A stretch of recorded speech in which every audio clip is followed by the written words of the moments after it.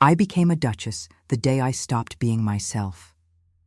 The moment I spoke my vows in that cold stone chapel, I understood that I had traded my name, my future, and any hope of being loved for a title that meant nothing to the man who gave it to me.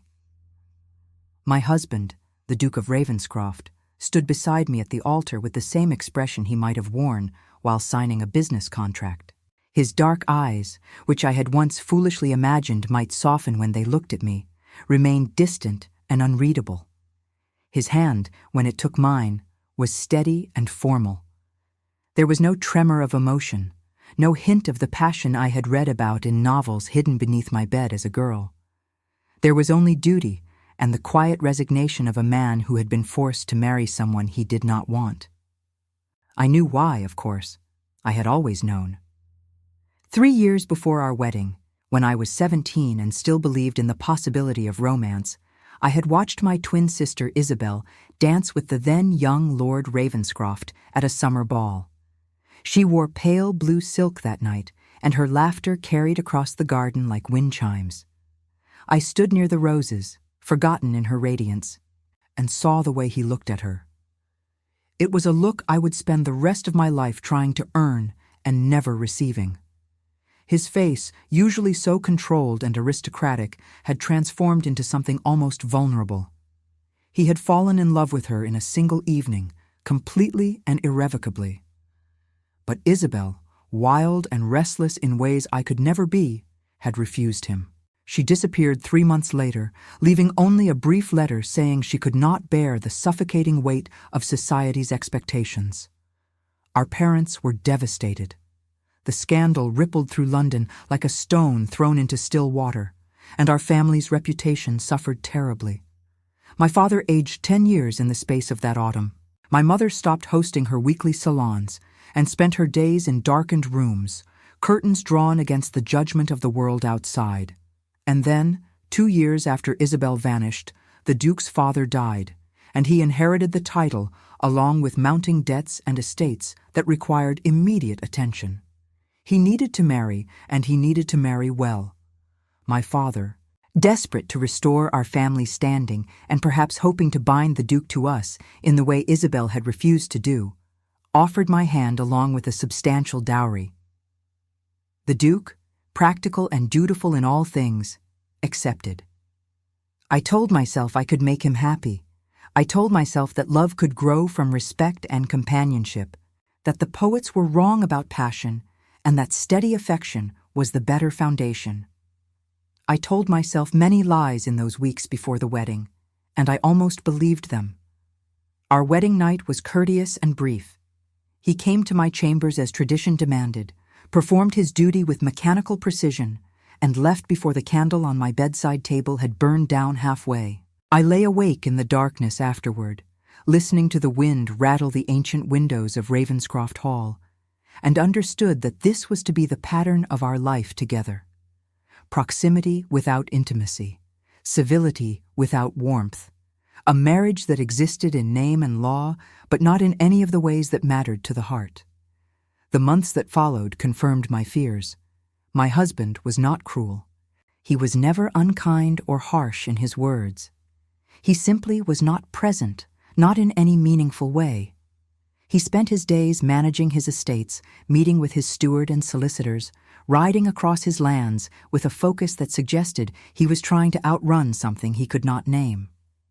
He spent his evenings in his study, door closed, the glow of lamplight visible beneath the frame until well past midnight. When we dined together, which was less often as time went on, our conversation remained polite and empty.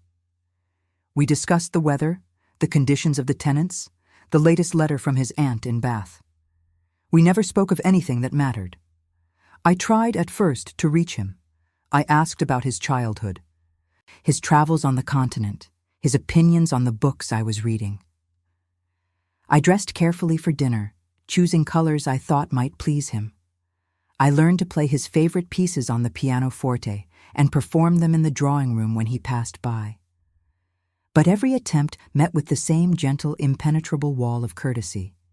He thanked me for my efforts.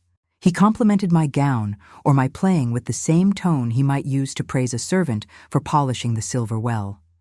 And then he retreated again, back into whatever private world he inhabited, a world that had no room for me. I began to understand that I was not a wife to him. I was a convenience, a solution to a problem, a woman who wore the right name and came with the right connections. I was not Eleanor. I was simply not Isabelle. The knowledge settled into my bones like winter cold, aching and inescapable. I learned to carry it quietly, to smile at the servants and fulfill my duties as lady of the house with the same mechanical precision my husband brought to his own responsibilities. I oversaw the menus and managed the staff. I received callers and attended the necessary social functions. I embroidered by the fire in the evenings and pretended not to notice the way my husband's gaze sometimes drifted past me, as though searching for someone else's face. We had been married for 11 months when the letter arrived. It came on a Tuesday morning in early December, delivered with the regular post, but addressed in a hand I had not seen in 3 years. My heart seized when I recognized the distinctive slant of Isabelle's writing, the way she looped her letters with careless elegance. I was in the morning room, going over the household accounts, when the butler brought it to me on a silver tray. My hands trembled as I broke the seal. The letter was brief and characteristically dramatic. Isabelle wrote that she had been living in Paris, supporting herself by giving piano lessons and occasionally singing in small salons. She did not apologize for leaving or explain why she had never written before. She simply stated that she was tired of exile and wished to come home for Christmas. She asked if she might stay at Ravenscroft Hall, as our parents had made it clear they were not yet ready to forgive her transgression. She signed it with a careless flourish and a single line that made my stomach twist with something between anger and grief. "I have heard you married well, sister. I am glad one of us found happiness." Happiness. The word mocked me from the page. I should have refused. I should have written back and told her that her presence would be impossible, that too much had changed, that I could not bear to have her here in this house where I already felt like a ghost. But even as the thoughts formed, I knew I would not send them. Isabelle was my sister, my twin, the other half of a whole that had been severed the day she left. And beneath my anger and hurt, I missed her with an intensity that sometimes woke me in the night, gasping as though from a physical wound. I wrote back and told her she could come. When I informed my husband that evening over dinner, his reaction was slight but unmistakable. His hand, lifting a glass of wine to his lips, paused for just a fraction of a second.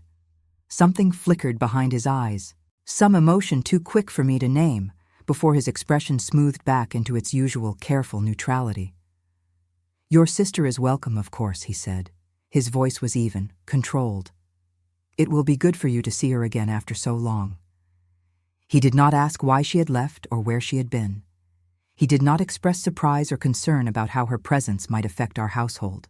He simply nodded once and returned his attention to his meal.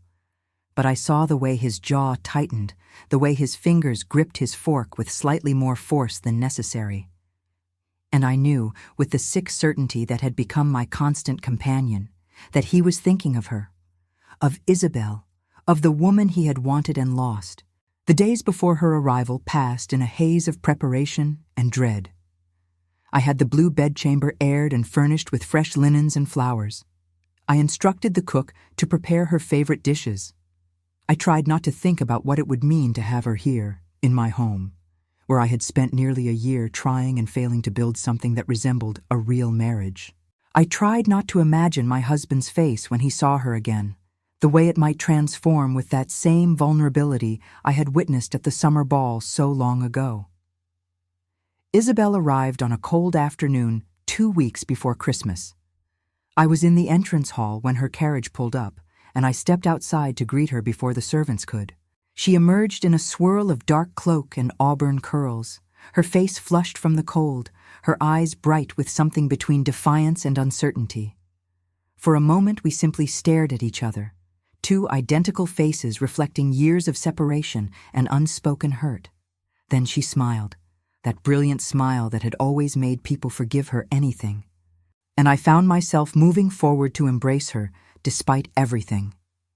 "Eleanor," she whispered against my hair, "I have missed you so terribly."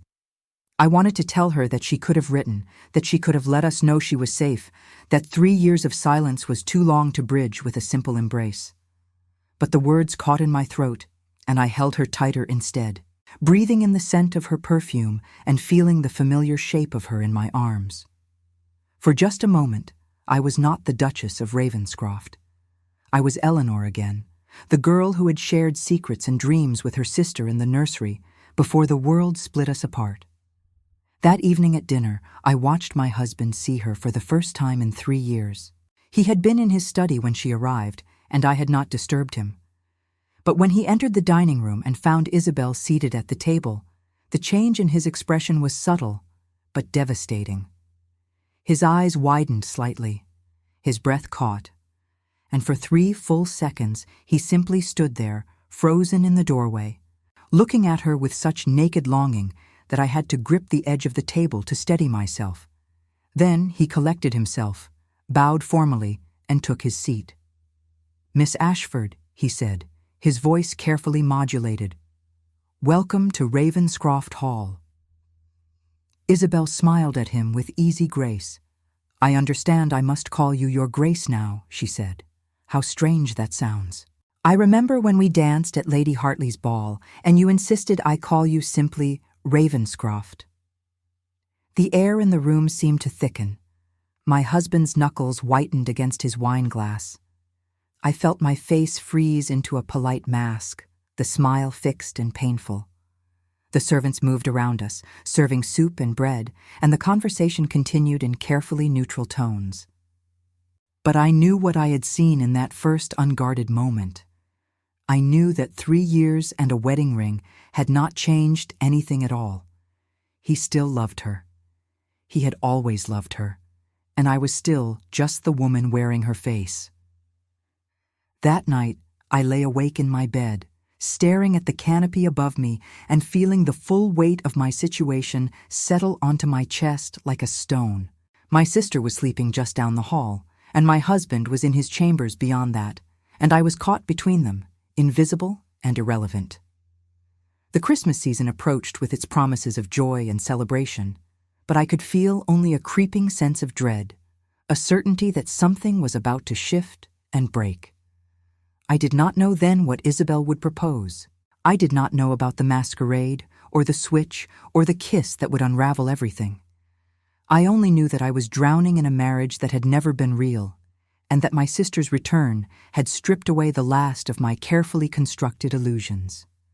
The winter wind howled against the windows, and I pulled the blankets tighter around myself, cold in ways that had nothing to do with the temperature of the room. The days following Isabelle's arrival unfolded with a peculiar kind of torture.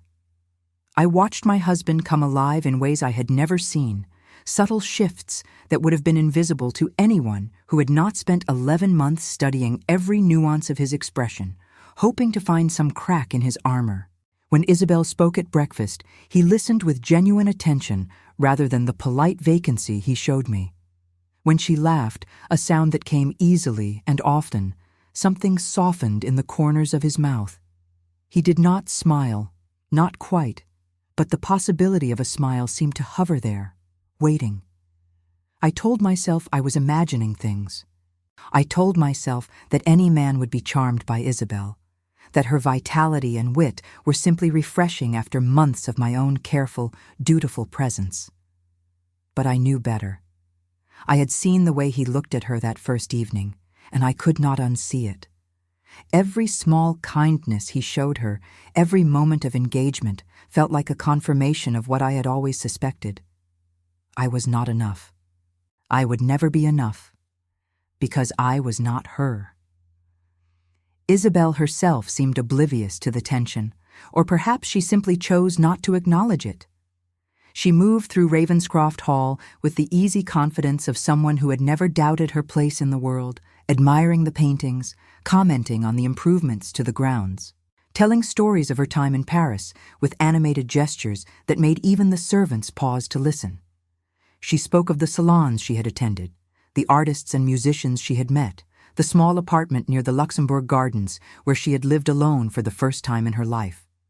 Her stories painted a picture of freedom and adventure that made my own existence feel even more constrained and colorless by comparison. She did not speak of why she had left or why she had stayed away so long without word.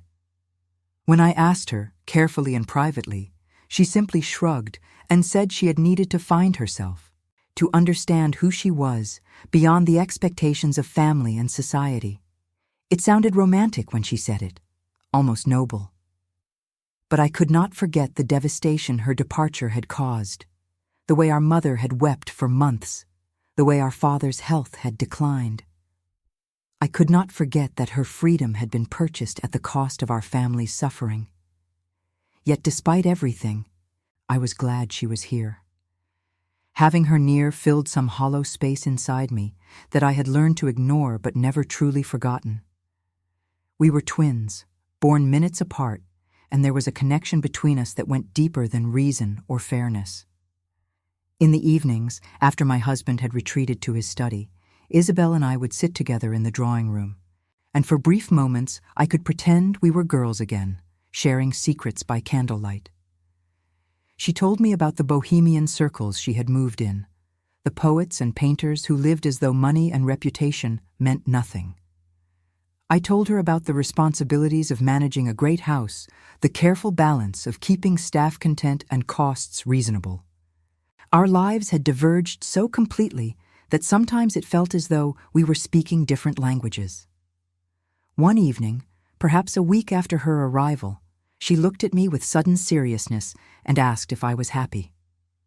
We were alone in the library, rain drumming against the windows, a fire crackling in the hearth. The question caught me off guard, and I hesitated too long before answering. Happiness seemed like such a foreign concept, something I had stopped expecting long ago.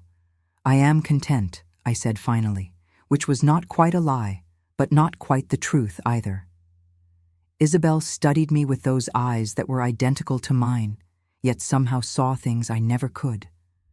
"You deserve more than contentment, Eleanor. You always settled for less than you should, even when we were children." The observation stung because it was accurate. I had always been the careful one, the responsible one, the daughter who followed rules and met expectations. Isabelle had been the brave one, the one who dared to want things beyond what was offered. And perhaps that was why she had left, and why I had stayed and married a man who would never love me. Before I could respond, my husband entered the library, clearly looking for a book. He stopped when he saw us, and I watched his gaze move from me to Isabelle and linger there just a moment too long. He murmured an apology for the interruption and retrieved a volume from one of the upper shelves. As he turned to leave, Isabelle spoke. "Your Grace, do you remember the night we met? At Lady Hartley's summer ball. You told me that the gardens at Ravenscroft Hall were the finest in England, and I said I would have to see them to judge for myself." My husband's hand tightened on the book he held. His profile was to me, but I could see the tension in his jaw. "I remember," he said quietly. "Well, I am here now, and I have seen them, though winter is not the season to judge. You are not exaggerating. They are magnificent. Thank you. My head gardener will be pleased to hear it." There was a pause, weighted with things unsaid. Then my husband bowed slightly and left the room, closing the door behind him with careful precision. Isabelle watched him go, her expression thoughtful and unreadable. I felt sick, my hands trembling in my lap. I wanted to ask her why she had brought up that night, why she seemed determined to remind him of what had been between them. But I was afraid of the answer. The Christmas season approached, bringing with it the usual social obligations. Ravenscroft Hall had a tradition of hosting a masquerade ball on Christmas Eve, a lavish affair that brought together all the prominent families of the county. My husband had mentioned it briefly soon after our marriage, asking if I felt capable of organizing such an event. I had assured him I did, grateful for a task that would prove my worth. Now, With Isabelle here and the preparations well underway, the prospect of the ball filled me with anxiety. Isabelle threw herself into the planning with enthusiasm, offering suggestions for decorations and entertainment that were more creative and daring than anything I would have proposed. She insisted on evergreen boughs wound with gold ribbon, candelabras that would cast dancing shadows, musicians who could play both elegant waltzes and wilder country dances. She sketched costume ideas and debated the merits of different mask designs with the same intensity she had once brought to choosing ball gowns as a girl. Her energy was infectious, and despite my reservations, I found myself caught up in her excitement. My husband observed these preparations from a distance, offering approval when asked, but otherwise remaining in his study or out on his rounds. Yet I noticed that he always seemed to know where Isabelle was, what she was doing. If she was in the music room practicing a piece on the pianoforte, he found reason to walk past the open door. If she was in the garden despite the cold, admiring the winter roses, he happened to be returning from a ride at just that moment. They did not seek each other out exactly, but they orbited each other in a way that suggested magnetic pull rather than conscious choice. I tried not to think about what it meant. I tried to focus on my duties, on ensuring that every detail of the ball would be perfect. But late at night, alone in my bed, the thoughts I had been suppressing all day would surface like drowned things rising to light. I would imagine them together, my husband and my sister, in some other version of events where she had not run away and he had married her instead. I would picture the way he might have looked at her on their wedding night, with desire instead of duty. I would envision a marriage that was real in all the ways mine was not. And the pain of these imaginings was so sharp that sometimes I had to press my hand to my chest to make sure I was not actually bleeding. 10 days before Christmas, Isabelle came to my chambers in the afternoon when I was reviewing the final guest list for the ball. She closed the door behind her with unusual care and sat on the edge of my bed, her expression more serious than I had seen it since her return. "Eleanor, I need to tell you something, and I need you to listen without interrupting." My heart began to pound. I set down my pen and turned to face her fully, bracing myself for some confession or revelation that would make everything worse. "I know he still loves me," she said quietly. "The Duke, your husband. I have tried to ignore it, but it is too obvious. The way he looks at me when he thinks no one is watching. The way he finds excuses to be near me. I am not blind, and neither are you. I wanted to deny it, to insist that she was imagining things or being arrogant, but I could not form the words. Instead, I simply sat there, my hands clenched in my lap, waiting for whatever came next. "I also know that you love him," Isabelle continued, "or that you want to love him, which is perhaps the same thing. I have watched you, Eleanor, the way you watch him. The hope in your eyes when he enters a room, and the disappointment when he looks past you. You have been living in a kind of prison, and I am the ghost that haunts it." Tears burned behind my eyes, but I refused to let them fall. "What do you want me to say, Isabelle? That you are right? That my marriage is a mockery and I am miserable? Would that make you feel better about leaving us all those years ago?" She flinched as though I had struck her. No, I do not want that. I want to help you." "Help me?" The words came out bitter and harsh. "How could you possibly help me? By leaving again, by never having come back at all." Isabelle reached for my hand, and after a moment I let her take it. Her fingers were warm, steady, so like my own and yet somehow different. "Listen to me. There is something we can do, something that might give you the answer you need, one way or another." I stared at her, confused and wary. "What are you talking about?" "The masquerade. Christmas Eve, we could switch places just for that night. You could wear my costume, and I could wear yours. With the masks, no one would know. We are identical, Eleanor. Even people who have known us our entire lives cannot always tell us apart. In costume, at a ball, it would be impossible." My mind reeled at the suggestion. Switch places? Pretend to be each other? The idea was absurd, reckless, the kind of thing Isabelle would have thought of in her youth when she delighted in confusing our governesses and making mischief. But we were not children anymore. I was a duchess, with responsibilities and reputation to uphold. Why? I asked. Why would we do such a thing? To give you the truth, Isabelle said. Her voice was gentle now, coaxing. If the Duke seeks me out at the ball, thinking I am you, thinking he is with his wife, you will know once and for all whether his heart can ever turn toward you. And if he can kiss you, speak to you, be with you without realizing the difference, then perhaps there is hope for your marriage after all. Perhaps the woman he loves is not really me, but an idea, a memory. Perhaps he could love you just as well, if he ever let himself see you clearly. I wanted to tell her it was madness. I wanted to refuse outright. But something in her words had lodged itself in my chest like a splinter, painful and impossible to ignore. What if she was right? What if the only reason my husband had never warmed to me was because he was too blinded by the ghost of what he had lost? What if one night, freed from the weight of our histories and expectations, he could finally see me as something other than a pale substitute for the woman he had really wanted? And what if he seeks you out because he knows you are you? I whispered. What if he comes to you, knowing exactly who you are, and reveals that he has been waiting all this time for you to come back? Isabelle's expression grew sad. Then you will also have your answer, she said, and you can decide what to do with it. We sat in silence for a long moment, the afternoon light fading outside my window. I thought about my husband's face when he first saw Isabelle at dinner, the naked longing I had witnessed. I thought about all the nights I had lain awake wondering if I was imagining his coldness or if it was as real as it felt. I thought about living the rest of my life in this state of uncertainty, always questioning, always hoping and being disappointed. If we do this, I said slowly, no one can ever know. Not the servants, not the guests, and especially not him.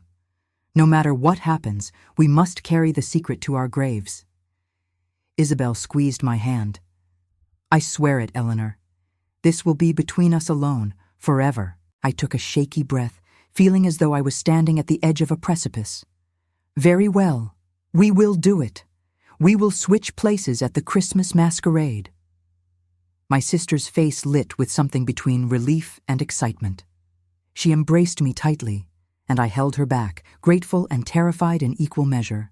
I had just agreed to something that could either save my marriage or destroy what little was left of it. But at least I would know the truth. After months of living in shadows and half-truths, I would finally understand what my husband truly felt. The days until the ball seemed to both crawl and race. Isabelle and I spent hours together, coordinating our costumes and practicing each other's mannerisms. She coached me on how to tilt my head when I laughed, how to gesture when I spoke, the particular rhythm of her walk. I taught her the subtle differences in how I moved, the way I held my teacup, the careful modulation of my voice.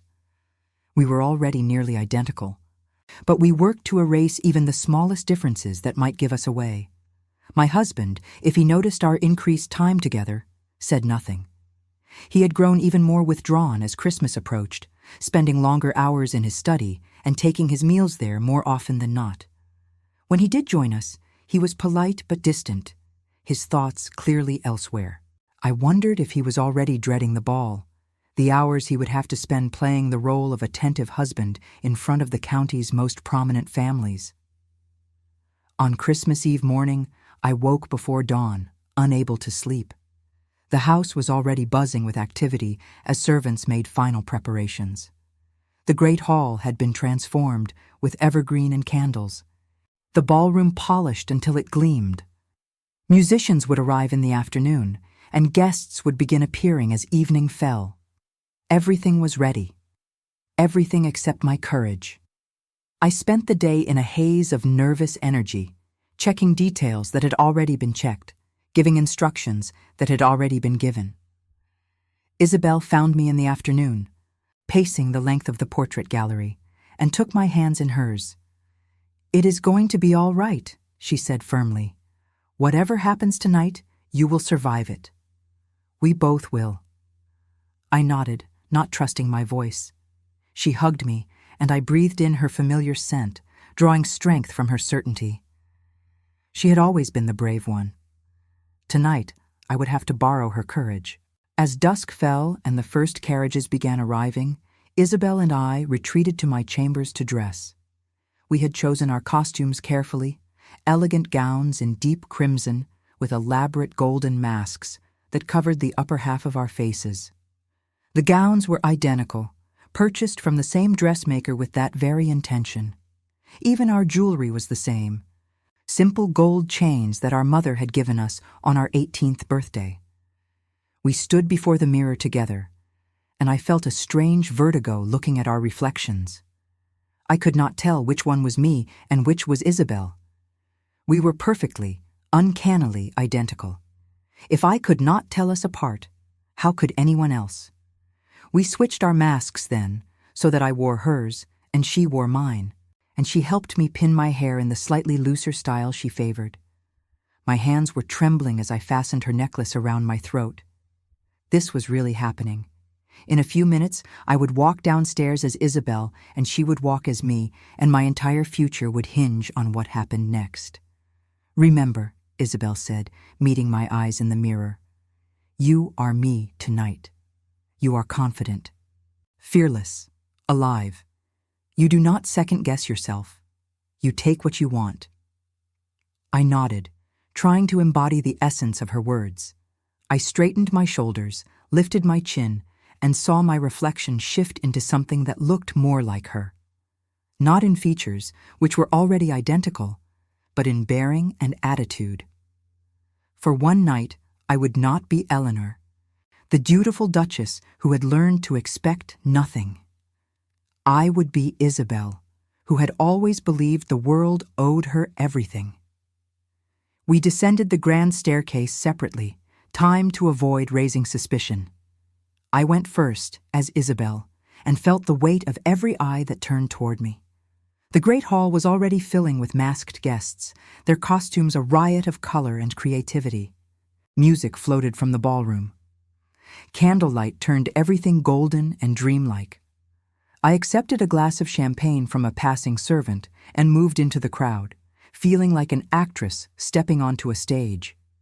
And then I saw my husband standing near the doors to the ballroom in a dark costume that suggested a Renaissance prince.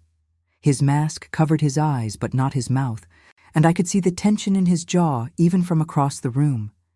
He was scanning the crowd with an intensity that made my heart hammer against my ribs. He was looking for someone, and I knew with absolute certainty exactly who he was hoping to find. I moved through the crowd with Isabelle's confidence, accepting compliments on my costume and making conversation with guests I had entertained dozens of times as the Duchess of Ravenscroft. It was strange how easily the deception came, how naturally people accepted me as my sister simply because I carried myself differently. A few acquaintances remarked how wonderful it was to see Miss Ashford again after so long abroad, and I smiled and thanked them with practiced grace. No one suspected. No one looked twice. Except my husband. I felt his gaze on me before I saw him approach. It was a physical sensation, like heat or pressure against my skin. I turned and found him standing just behind me, his dark eyes visible through the slits in his mask, fixed on my face with an intensity that made my breath catch. For a moment I thought he knew, that somehow he had seen through the costume and the borrowed mannerisms to the truth beneath. But then he spoke, and I understood. "Miss Ashford," he said, and his voice carried a warmth I had never heard directed at me. "I had hoped to find you. May I have the honor of a dance?" My mouth went dry. This was Isabelle's moment, not mine. He was supposed to seek out his wife, supposed to find the woman he thought was Eleanor. But he was here, with me, asking me to dance because he believed I was the woman he had loved and lost.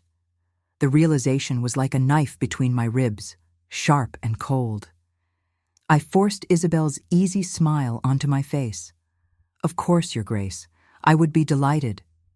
He offered his arm and I took it, feeling the solid strength of him through the fabric of his sleeve. We walked together to the ballroom, where couples were already moving through a waltz. The musicians played beautifully, their notes rising and falling like water. Candlelight reflected off the polished floor and the golden decorations. It should have been magical. It should have been the kind of evening I had dreamed about when I first became engaged. Instead, it felt like walking toward my own execution. My husband's hand settled at my waist, and his other hand took mine. We began to move, and I was grateful for the countless hours I had spent practicing dances in this very room, my body knowing the steps without conscious thought.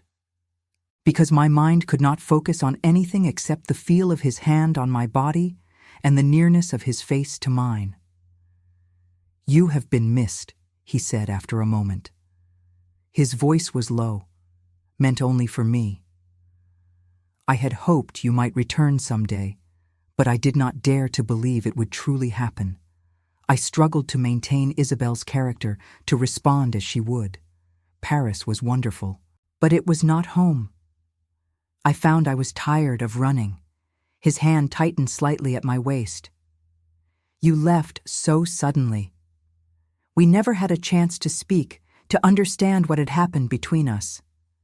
My heart was pounding so hard I was certain he could feel it through our joined hands. This was dangerous territory, a conversation I had no right to be part of. But I was here, and he thought I was Isabelle. And this might be my only chance to understand what had truly existed between them. "There was nothing to understand," I said carefully, echoing what I imagined my sister might say. "I could not marry you. I could not marry anyone. The life you offered, the duties and expectations, they would have suffocated me." His jaw tightened. "I would have given you freedom. I would have let you pursue your music, your interests. I would not have caged you." The pain in his voice was unmistakable, and I felt an unexpected surge of sympathy for him. He had loved Isabelle, truly loved her, and she had rejected him without explanation or softness. For the first time, I wondered if perhaps my husband's coldness toward me was not just because I was not her, but because he had learned not to offer his heart to anyone after having it refused so completely. "You say that now," I replied, trying to channel Isabelle's characteristic boldness. "But you did not know me then, not truly.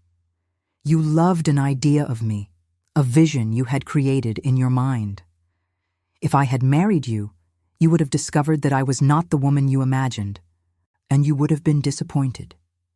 He was quiet for a long moment, guiding me through a turn with practiced skill. When he spoke again, his voice was rough with emotion. "Perhaps you are right. Perhaps I did not know you as well as I believed. But I think I knew enough to understand that you were the kind of woman who makes other women seem pale and lifeless by comparison, that you burned brighter than anyone I had ever met." The words hit me like physical blows.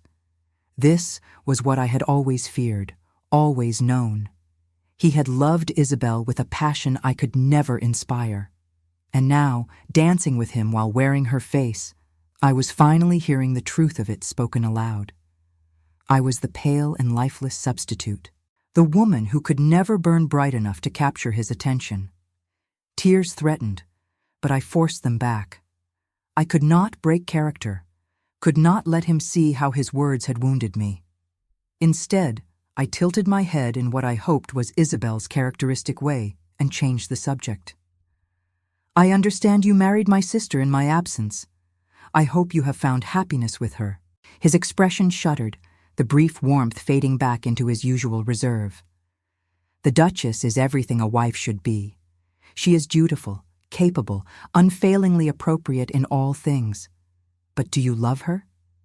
The question escaped before I could stop it, too raw and direct to be something Isabelle would ask.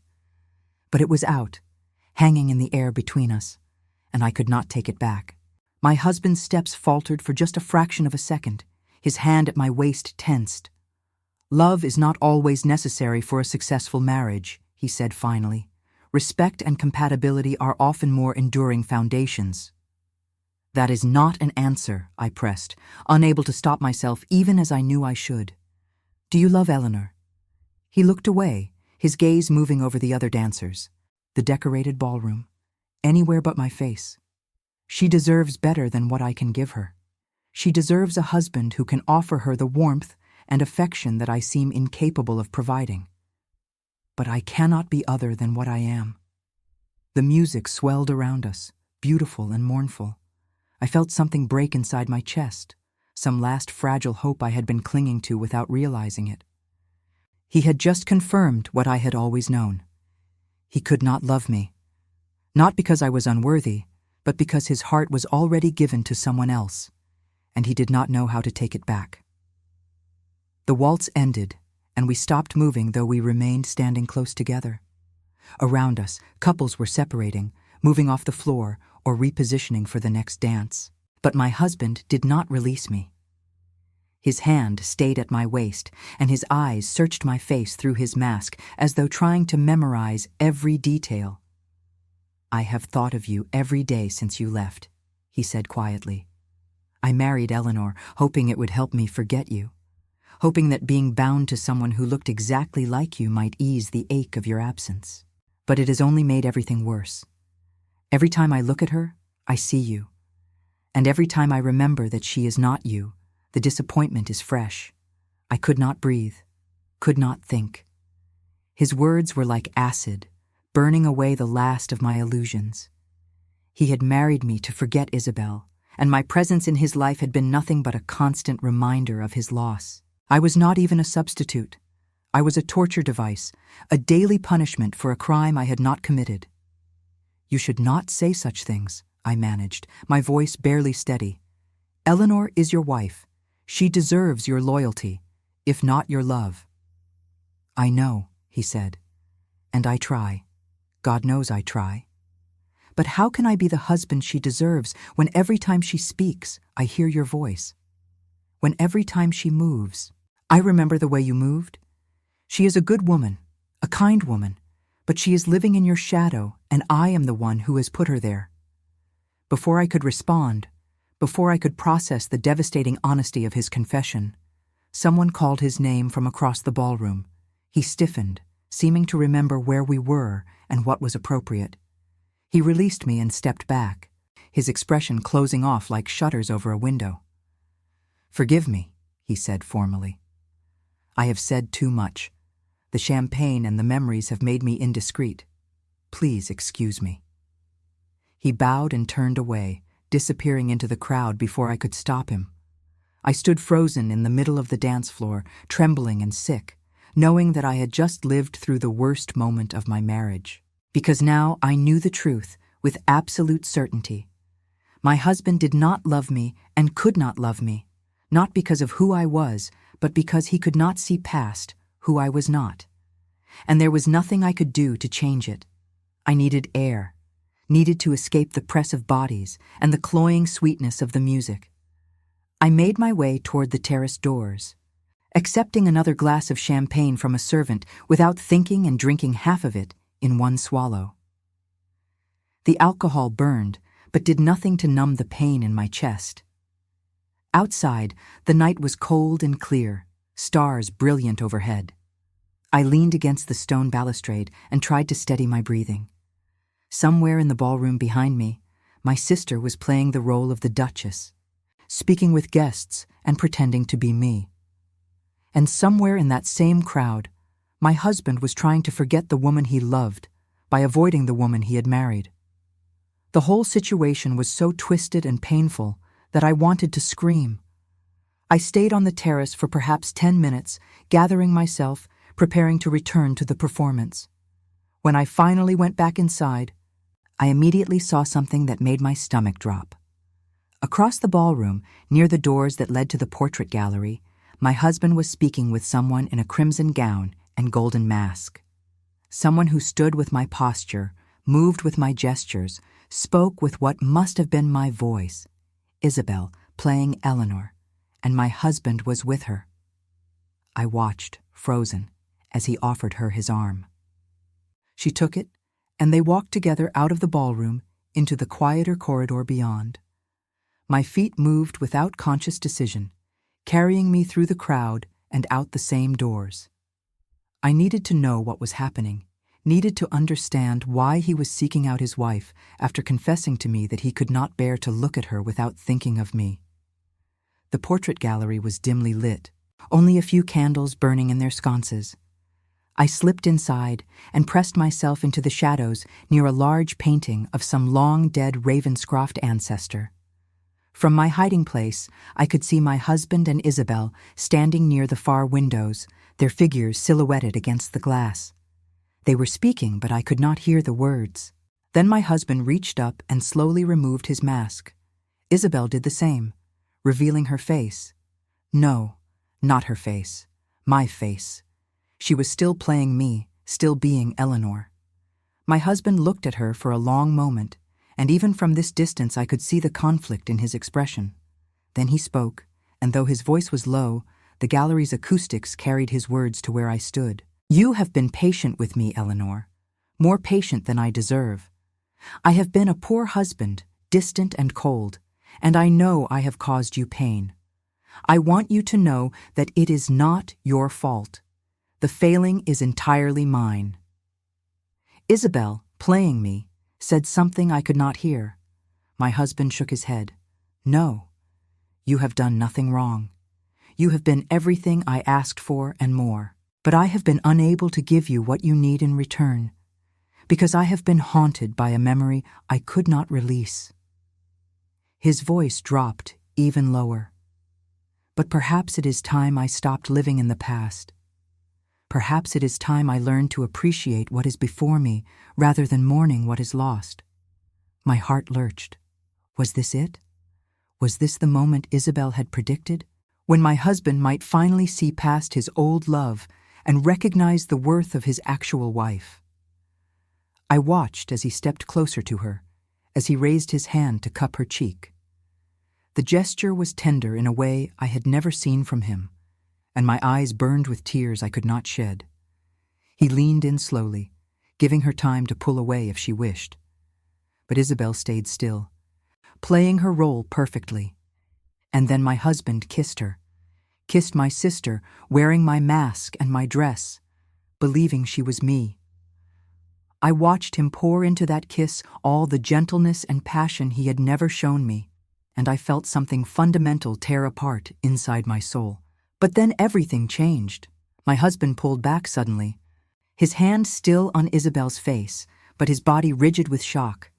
He stared at her, his eyes wide and his breathing ragged. For a moment neither of them moved.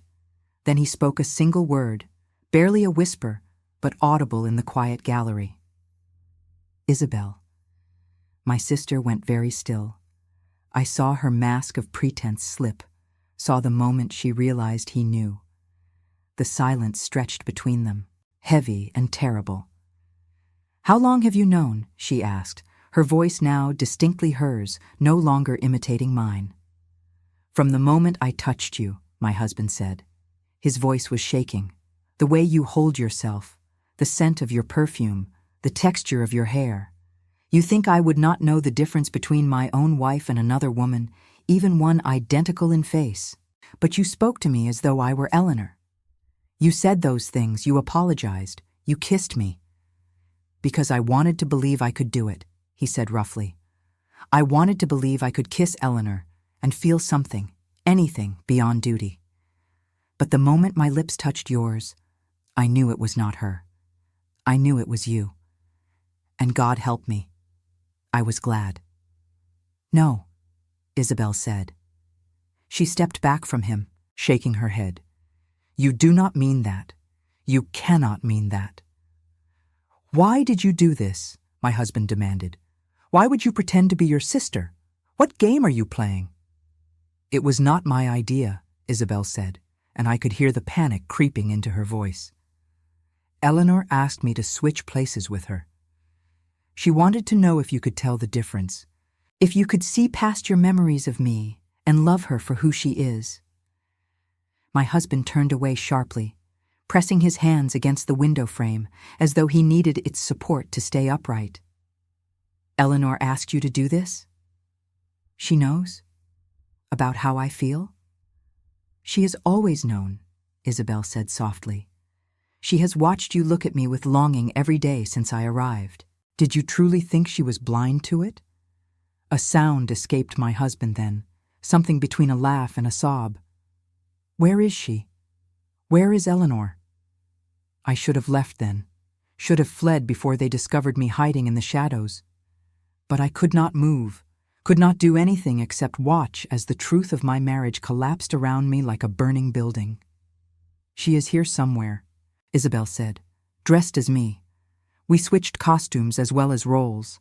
My husband turned back to face her, and his expression was devastated. Then she saw us. She saw me kiss you. She heard everything I said. I do not know, Isabelle whispered. Perhaps. But I did know.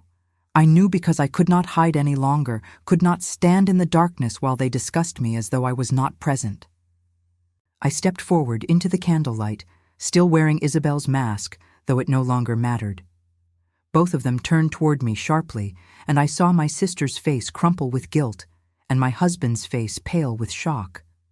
I saw, I said. My voice sounded strange to my own ears, too calm and distant. I heard. I know everything now. Eleanor, my husband began, taking a step toward me. But I held up a hand to stop him. Please do not. Do not apologize. Do not explain. Do not tell me you did not mean it. I have spent 11 months living with half-truths and careful silences. For once, let us have honesty between us, even if it destroys what little is left. The three of us stood in a triangle in the portrait gallery, masks removed. Costumes that had seemed so clever now revealed as the desperate gambit they had always been. Upstairs the ball continued, music and laughter floating through the halls. But here, in this quiet space, my marriage was ending. And perhaps, I thought with strange clarity, it was the kindest thing that could happen, because a marriage that had never truly begun could not really be called a loss.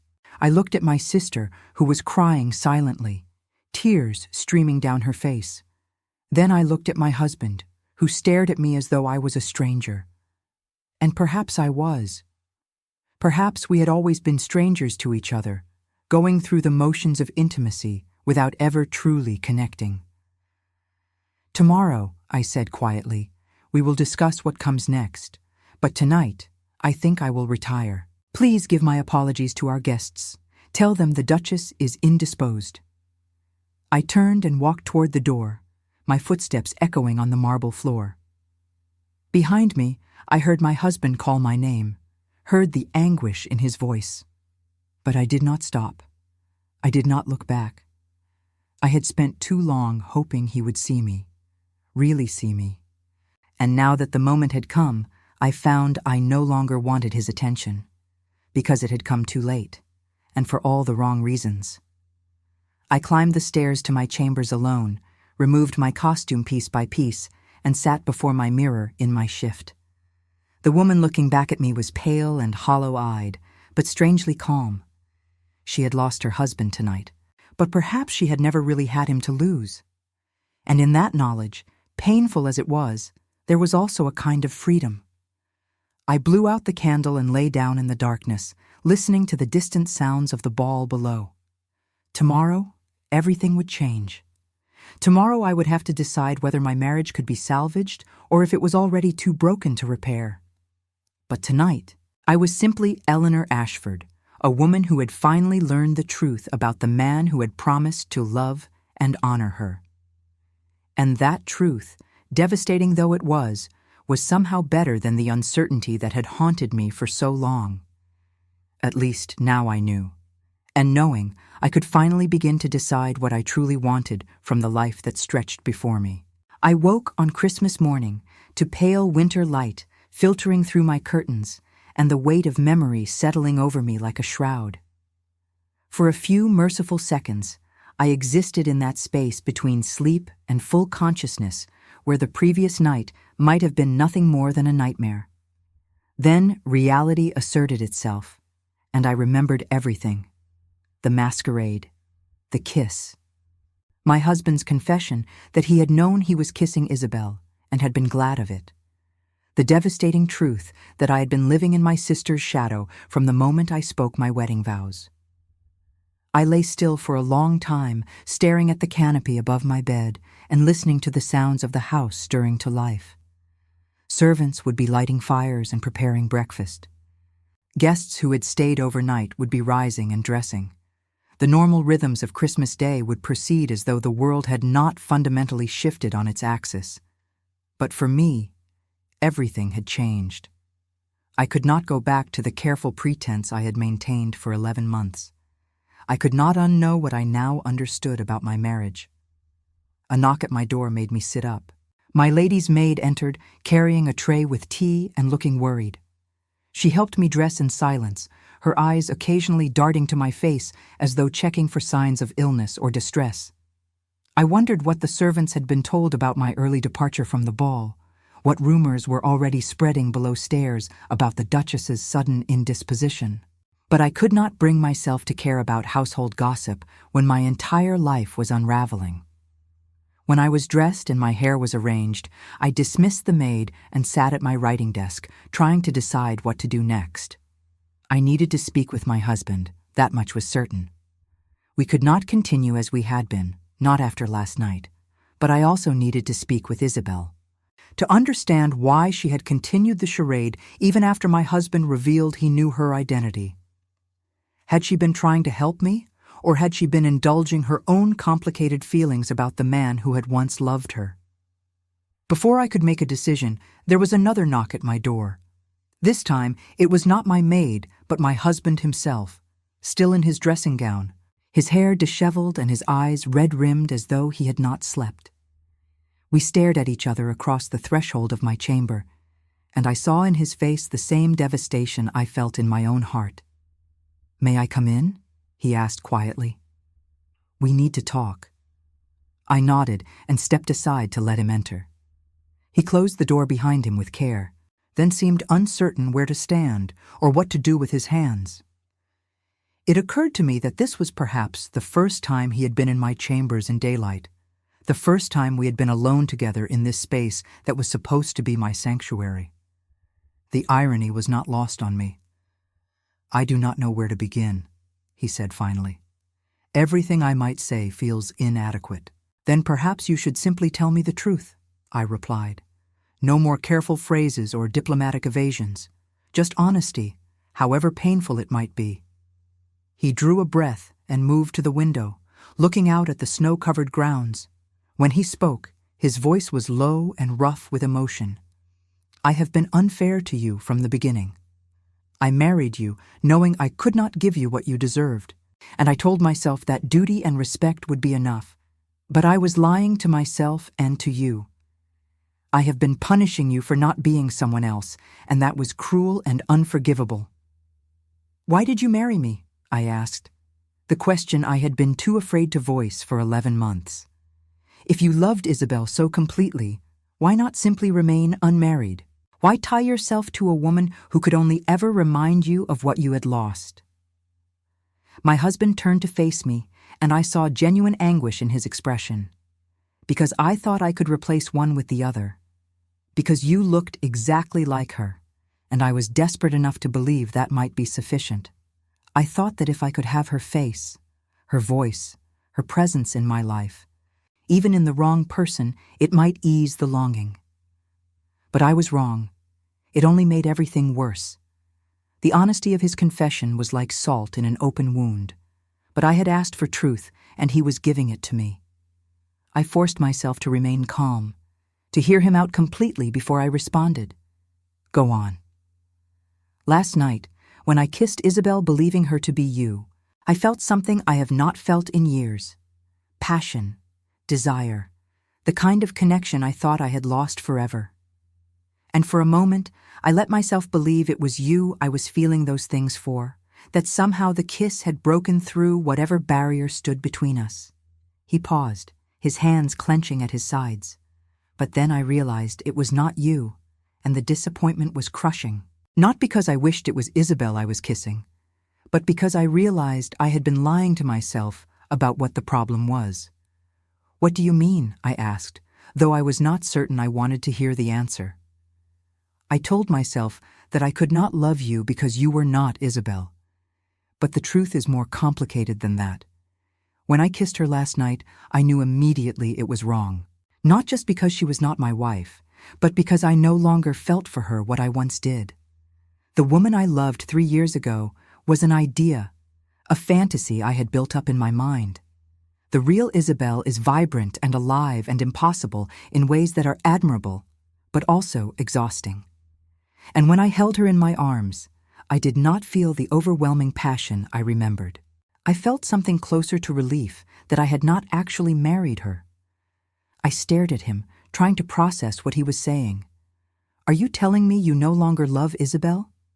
"I am telling you that I am not certain I ever truly knew Isabelle well enough to love her. I loved who I imagined she was, and when she refused me and disappeared, that fantasy became frozen in time. I have been mourning something that never really existed." He moved closer to me, his eyes searching my face. And in doing so, I have been blind to the real woman in front of me. The woman who has run my household with skill and grace. The woman who has been patient with my coldness and kind, despite having every reason to be bitter. The woman who deserves so much more than what I have given her. The words should have brought me comfort, but instead, they only deepened my pain. "You are saying all of this now because you have realized Isabelle is not what you wanted. But that does not mean you suddenly love me. It only means you have finally noticed I exist." "You are right," he said simply.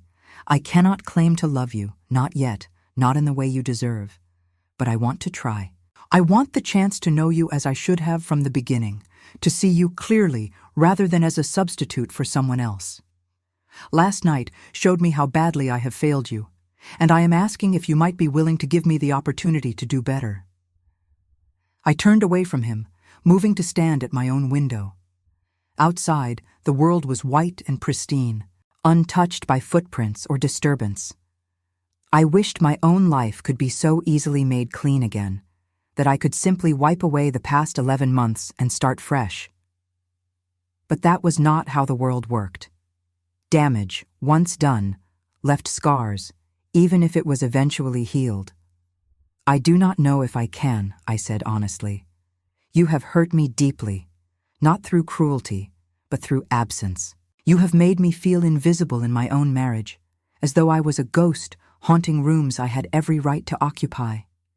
And now you ask me to forgive all of that and trust that you might eventually care for me? How can I believe you when you have spent almost a year proving otherwise?" I heard him move behind me, felt his presence at my back, though he did not touch me. "I am not asking for forgiveness, not yet. I know I have not earned it.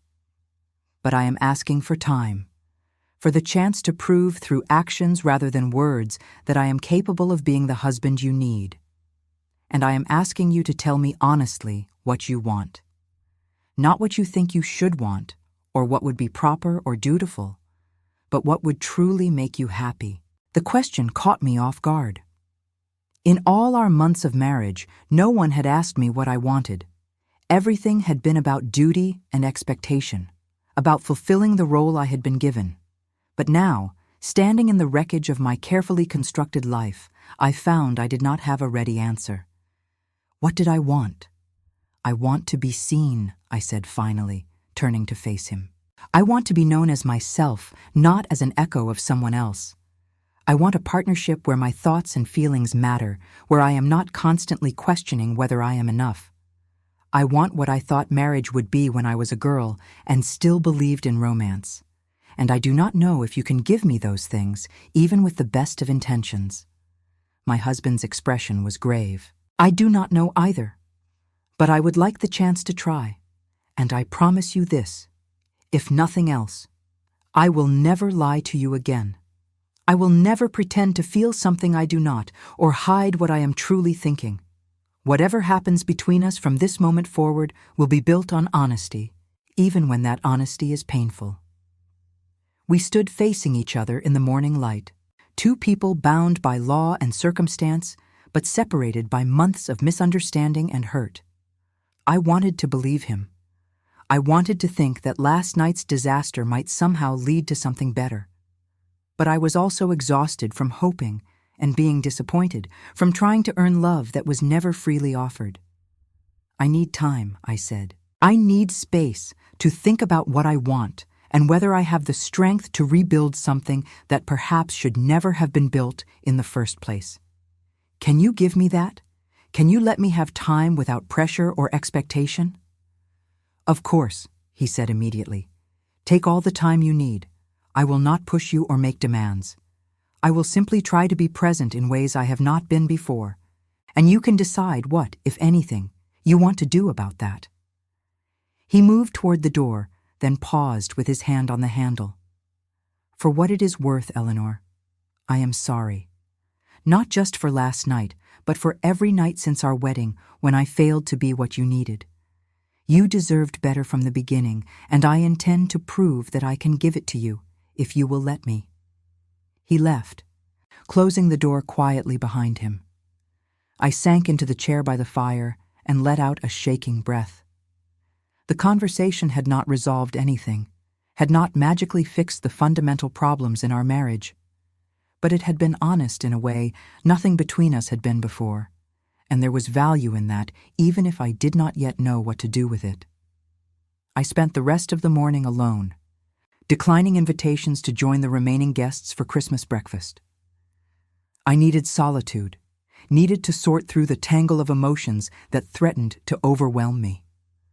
I was angry at my husband for his blindness and his selfishness. I was hurt by the knowledge that I had never been truly wanted. But I was also, strangely, relieved, because at least now I knew where I stood. At least now the pretense was over, and I could make decisions based on truth rather than false hope. In the early afternoon, Isabelle came to my chambers. She looked as though she had not slept either, her face drawn and her eyes shadowed with guilt. She sat on the edge of my bed without asking permission, and we regarded each other in silence for a long moment. I am sorry, she said finally. I should never have agreed to switch places with you. I should have known it would only make everything worse. You continued the deception even after he knew it was you, I said. Why? Why did you let him kiss you when you knew he thought you were me? Isabelle's face crumpled. Because for a moment, I wanted to know what it would have felt like to be married to him, to have him look at me the way he did before I ran away. I told myself I was doing it for you, to see if he could tell the difference, but that was a lie. I was doing it for myself, to satisfy my own curiosity and vanity. And what did you discover? I asked, my voice harder than I intended. Was it everything you remembered? Did you regret refusing him all those years ago? No, Isabelle said quietly. It was nothing like I remembered. He has changed, Eleanor. The man I danced with 3 years ago was open and hopeful and full of romantic notions. The man who kissed me last night was sad and desperate and trying to convince himself of something he did not actually feel. And when he realized it was me, he was not happy. He was devastated. Because I was not you. I wanted to believe her, wanted to take comfort in the idea that my husband had been seeking me rather than her. But I could not forget his confession, his admission that he had known immediately it was Isabelle and had been glad. The truth was complicated, full of contradictions that could not be neatly resolved. What happens now? Isabelle asked. Between you and the Duke? Between us? I do not know, I admitted. He asked for time to prove he can be better, and I told him I needed space to think. As for us, I looked at my sister and saw not just her guilt, but also her genuine concern for me. I am angry with you. You should have stopped the moment you realized what was happening. But I also know that you were trying to help in your own misguided way, and I cannot hate you, even though perhaps I should. Isabelle's eyes filled with tears. I will leave, she said. I will go back to Paris or anywhere else you want. I should never have come here. My presence has only caused pain." Part of me wanted to agree, to send her away and remove the complication she represented. But another part, the part that remembered being children together, sharing everything, could not bear to lose her again so soon after getting her back. "Stay until the new year," I said. "We owe our guests at least the pretense that everything is normal. After that, we can decide what comes next, for all of us." Isabelle nodded, wiping at her eyes. "I will do whatever you think is best. And Eleanor, I truly do hope you and the Duke can find a way forward. You deserve to be happy, more than anyone I know." She left me alone again, and I sat with my thoughts as the winter afternoon faded into evening. Somewhere in the house, Christmas celebrations were likely continuing. Dinner would be served, gifts exchanged, traditions observed. But I remained in my chambers, separate from it all, trying to envision what my future might look like. I had options now, I realized. I could stay and try to rebuild my marriage on a foundation of honesty rather than illusion. I could leave and seek an annulment or separation, though the scandal would be enormous and my family would suffer. I could continue as I had been, maintaining the appearance of a proper marriage while essentially living as strangers under the same roof. None of the options were ideal, but for the first time since my wedding day, I felt as though I had some agency in deciding my own fate. As night fell and a servant came to light my candles, I made a decision. I would stay, at least for now. I would give my husband the time he asked for, not because I believed everything would magically improve, but because I owed it to myself to know for certain whether this marriage could be saved. I had spent 11 months in painful uncertainty. Now I would spend however long it took in painful clarity, and at the end of it, I would know without doubt what I needed to do. I dressed for dinner that evening, choosing a simple green gown that required no elaborate preparation. When I descended to the dining room, I found my husband already there, along with Isabelle and the few remaining guests. My husband stood when I entered, and something in his expression had shifted. He looked at me with a directness I had not seen before, an attention that was uncomfortable in its intensity, but also, somehow, not unwelcome. He held out my chair, a small courtesy he had never bothered with before.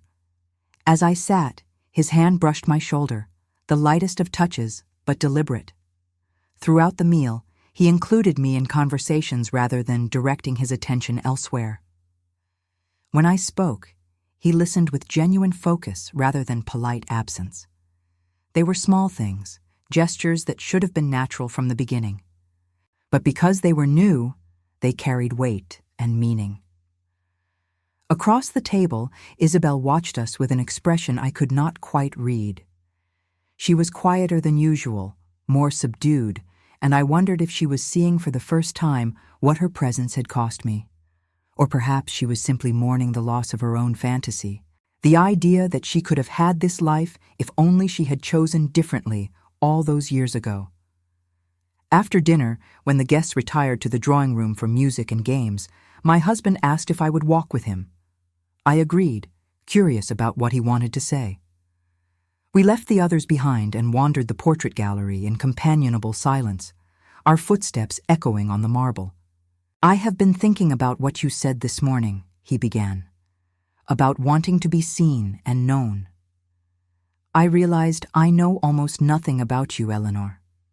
Not really. I know you are competent and dutiful, but I do not know what you dream about, or what makes you laugh, or what you wanted to be before you became a duchess." The admission was both painful and strangely liberating. "You never asked," I said simply. "I know, but I am asking now. Tell me something true about yourself, something you have never shared with anyone." I considered the question carefully. "I wanted to ride horses astride instead of side saddle," I said finally. "When I was a girl, I used to sneak out before dawn and ride through the fields near our house the way the grooms did. I felt free then, in a way I have never felt since.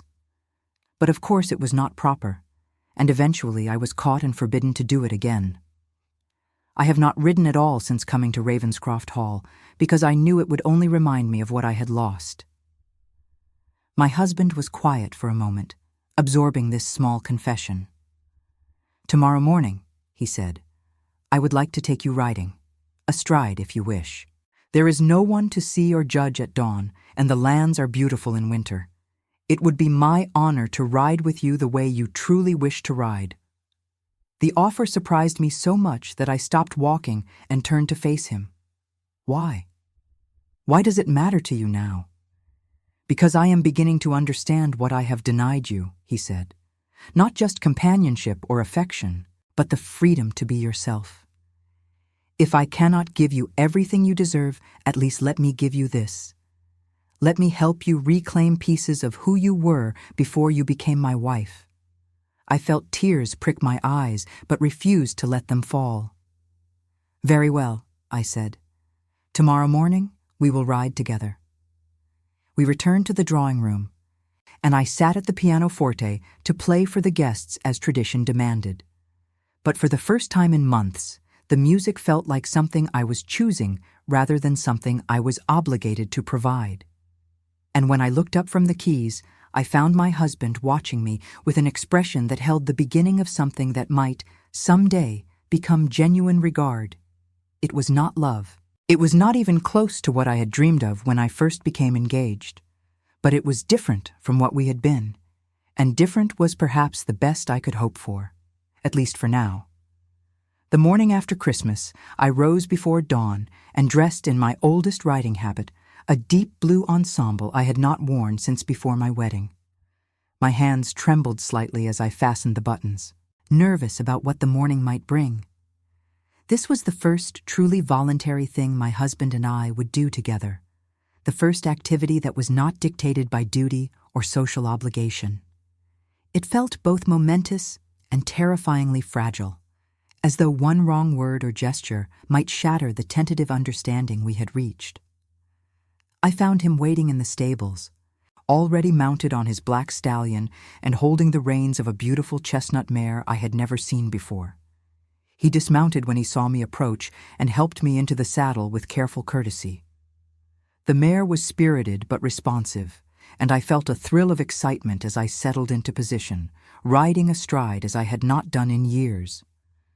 My husband watched me adjust my seat and grip, and something in his expression softened. "You look like yourself," he said quietly. "More yourself than I have ever seen you."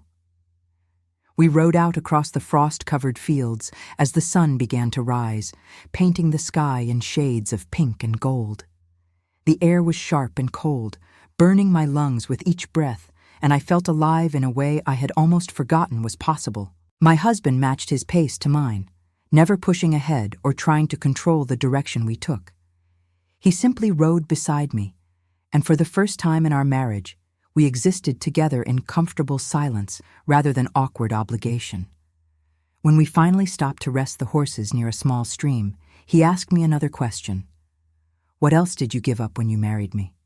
What other pieces of yourself did you hide away because you thought they would not be appropriate for a duchess?" I considered this as I watched the water flow over smooth stones, thinking about all the small ways I had tried to remake myself into someone I thought he might want. "I love to sketch," I said. "Landscapes mostly, and sometimes portraits. But I stopped after the wedding because it seemed frivolous, not the kind of thing a woman in my position should spend time on. I also loved to read novels, scandalous ones that my mother would have been horrified to find in my possession. And I used to sing, not well enough for public performance, but well enough to give myself pleasure. But all of that felt like it belonged to Eleanor Ashford, not the Duchess of Ravenscroft." My husband was quiet for a long moment. "I want you to do all of those things again," he said finally. "I want you to sketch and read whatever you wish and sing whenever the mood strikes you. I do not want a duchess who has sacrificed every piece of herself to fit some image of propriety. I want a wife who is fully, completely herself, even if that self is nothing like what I expected." The words were beautiful, but I had learned to be wary of beautiful words without action to support them. "Then prove it," I said, meeting his eyes directly. "Do not just tell me what you want. Show me through how you live and what you prioritize. Because I have heard promises before, and I have learned not to trust them without evidence." He nodded, accepting the challenge. "I will, starting today." We rode back to the house as the sun climbed higher, and I felt something shift inside me. Not hope exactly, but perhaps the possibility of hope. The willingness to believe that change might be possible, even when it seemed unlikely. It was a small thing, fragile as ice on a winter pond, but it was more than I had felt in months. The days that followed were strange and careful, like learning to walk after a long illness. My husband made efforts that were small but consistent. He asked my opinion on estate matters and actually listened to my suggestions. He joined me for breakfast each morning rather than taking his meal in his study. He requested that I play the pianoforte in the evenings and sat nearby to listen rather than disappearing the moment the music began. He was not transformed overnight into a passionate romantic, but he was present in ways he had not been before, and that presence mattered. I, for my part, allowed myself to be more genuine. I sketched in the mornings, setting up by the windows in the library and drawing the winter landscape beyond. I read the novels I had been hiding in my chambers and left them openly on tables where anyone might see them. I sang quietly while arranging flowers or walking through the halls. And slowly, incrementally, I began to feel less like a role I was playing and more like a person with substance and preferences. Isabelle remained at Ravenscroft Hall through the new year as I had requested, but she kept mostly to herself. I could see that she was struggling with guilt and uncertainty about her place in our household. Several times I found her in the library or music room, staring out windows with an expression of profound sadness. When I asked if she was well, she simply said she was thinking about what she wanted from life and where she belonged. On the 3rd of January, she announced that she would be returning to Paris. We were sitting together in the morning room, taking tea, and her declaration hung in the air between us like a challenge. I waited for her to elaborate, but she simply studied her teacup with unusual intensity. "Is it because of what happened at the Masquerade?" I asked gently. "Because I have forgiven you for that, Isabelle. I was angry, but I understand why you did what you did." She looked up at me with tears in her eyes.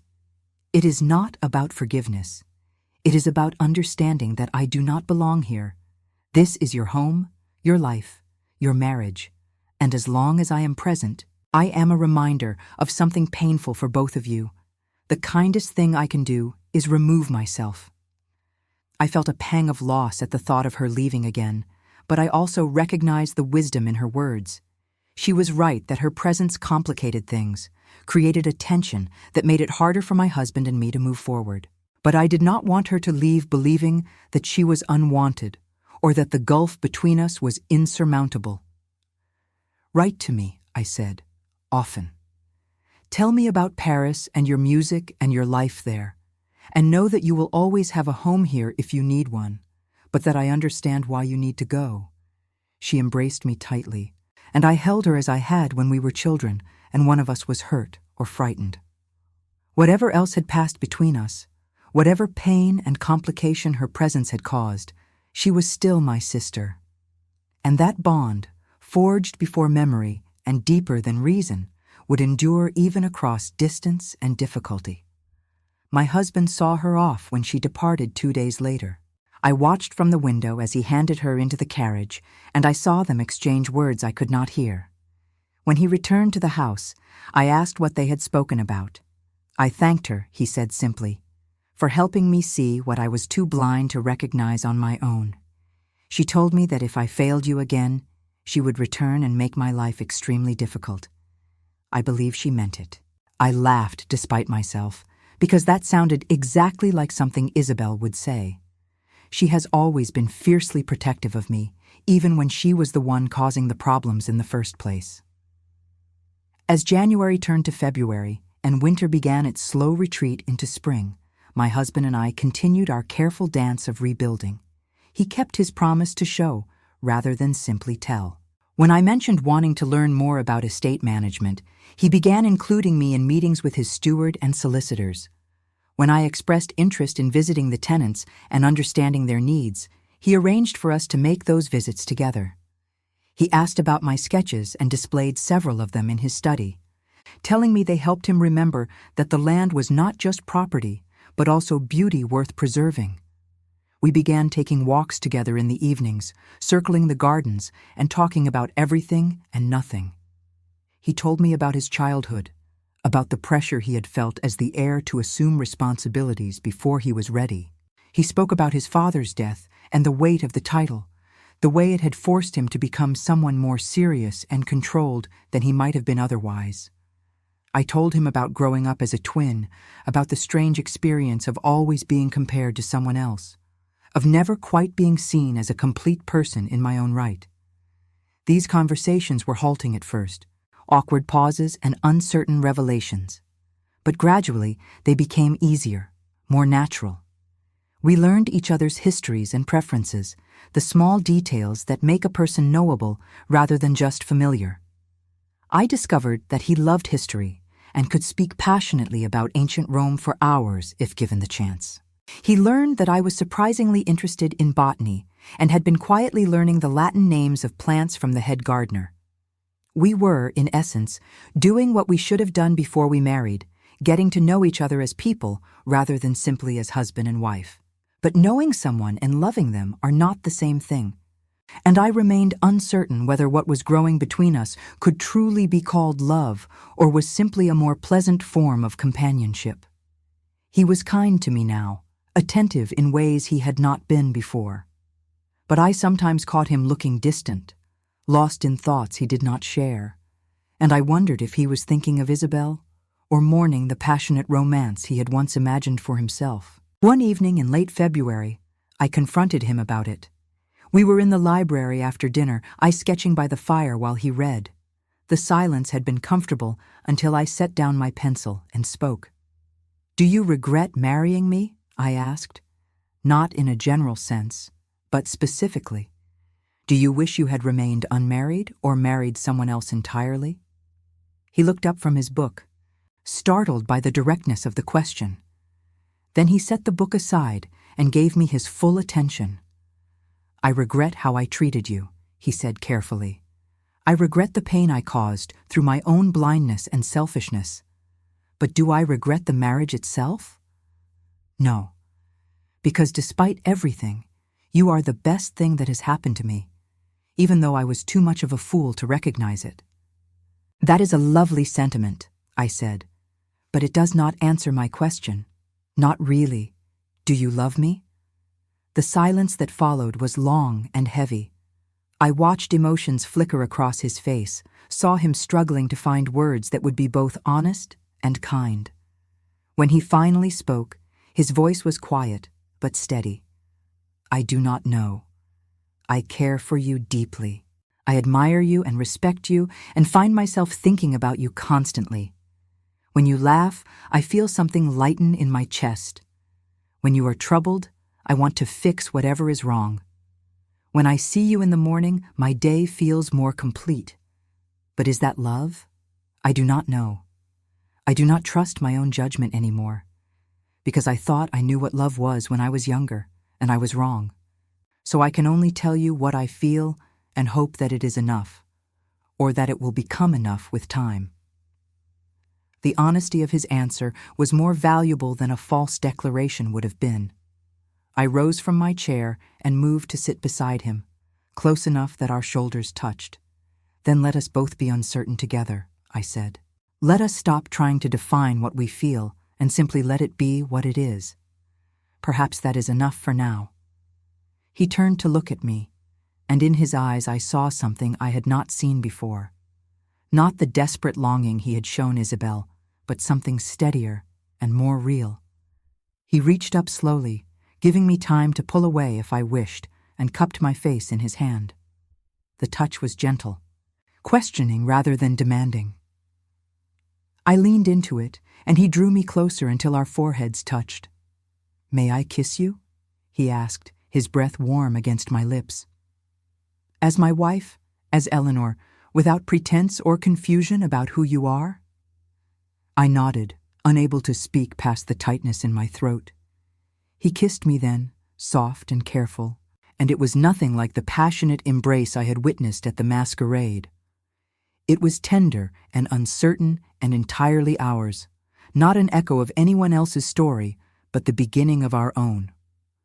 When he pulled back, his hand remained on my face, his thumb tracing my cheekbone with wonder. "I want to learn to love you," he whispered. "Not as a replacement for anyone else, not because you look like someone I once desired, but because you are Eleanor, and that is reason enough. Will you let me try?" The tears I had been holding back for so long finally spilled over. "Yes," I said. "Yes, I will let you try. And I will try as well, because I have been so busy protecting myself from more hurt that I have not allowed myself to truly open to you either." We sat together by the fire as the evening deepened into night, holding each other with a tenderness that had been absent from our marriage until now. It was not a fairy tale ending, not the passionate romance I had dreamed of as a girl. But it was real and honest and entirely ours, and that made it more precious than any fantasy. The months that followed were not without difficulty. We stumbled and made mistakes, hurt each other with careless words or thoughtless actions. But we also learned to apologize, to forgive, to try again. We learned that marriage was not a destination, but a constant choosing, a daily decision to see each other clearly and care for each other despite imperfections. By summer, something had shifted between us that felt permanent and true. He looked at me with warmth rather than absence. I smiled at him without calculation or fear. We laughed together over small absurdities and worked together on problems that affected the estate. We rode together in the early mornings and walked together in the evenings. We shared our days and our thoughts and gradually, carefully, our hearts. One afternoon in June, we were in the rose garden together, I sketching while he read aloud from a book of poetry. The roses were in full bloom, their scent heavy in the warm air. He paused in his reading and set the book aside, looking at me with an expression I could not quite interpret.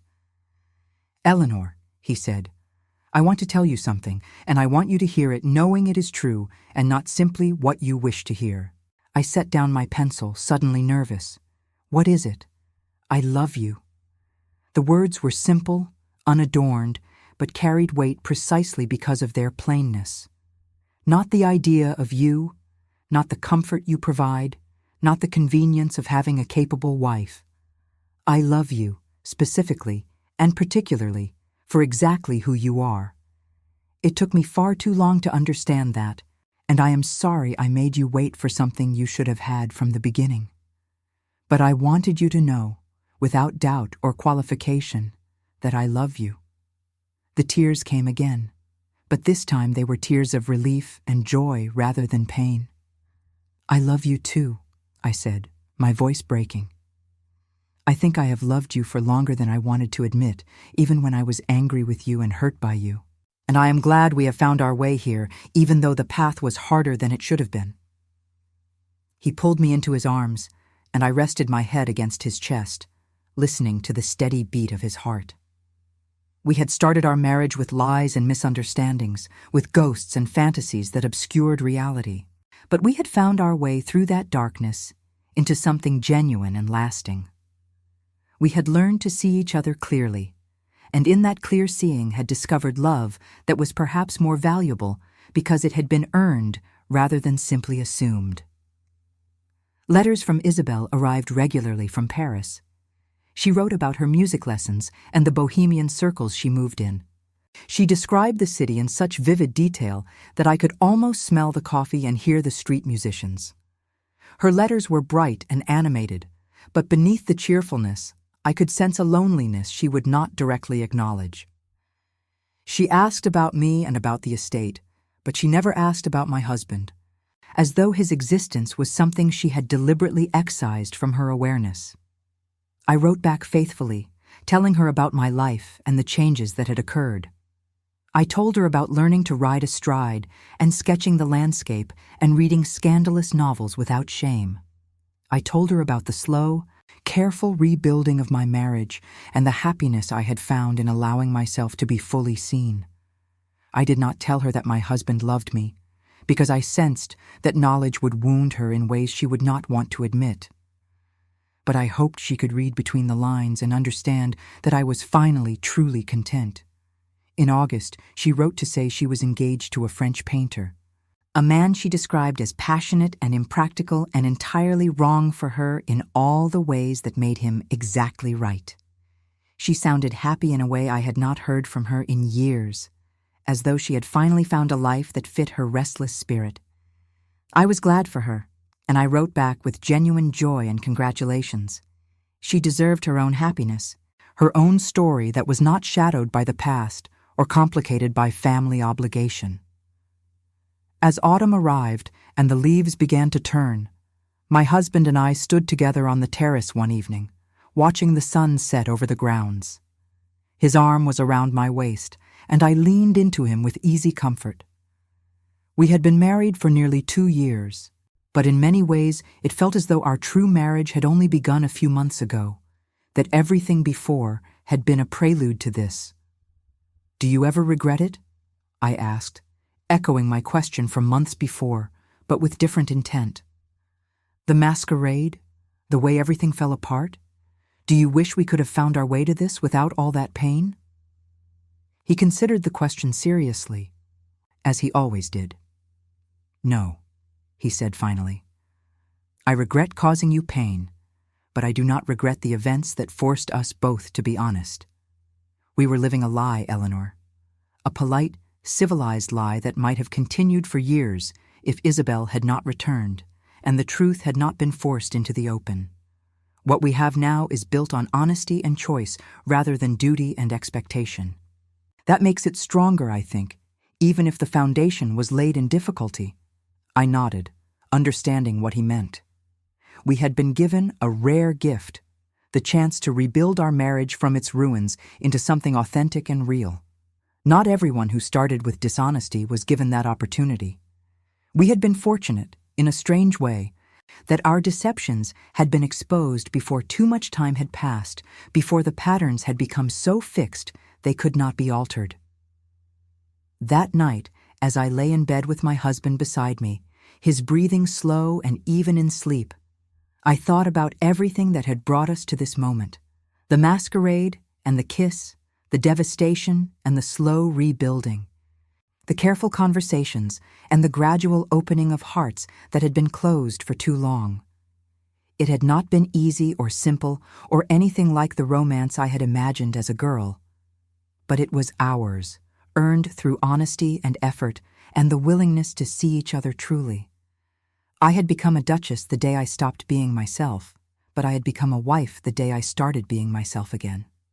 And in that paradox lay the truth of what marriage could be when it was built on something real rather than illusion.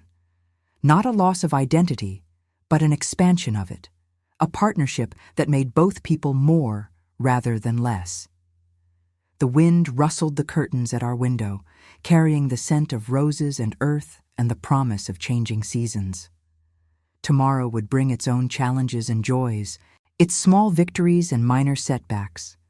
But tonight I was content, lying beside a man who loved me for exactly who I was, in a marriage that had been tested and proven strong enough to last. I had been invisible for so long, haunted by the ghost of my sister's memory and my husband's longing for what might have been. But I was invisible no longer. I was Eleanor, Duchess of Ravenscroft, fully seen and fully loved, and that was everything I had ever wanted, even if I had not known how to ask for it until it was almost too late. Outside, the stars wheeled overhead in their ancient patterns, indifferent to human drama and heartbreak. But inside Ravenscroft Hall, in a chamber warmed by firelight and love, two people who had started as strangers had finally found their way home to each other. And in that finding was all the redemption and hope that any marriage could need.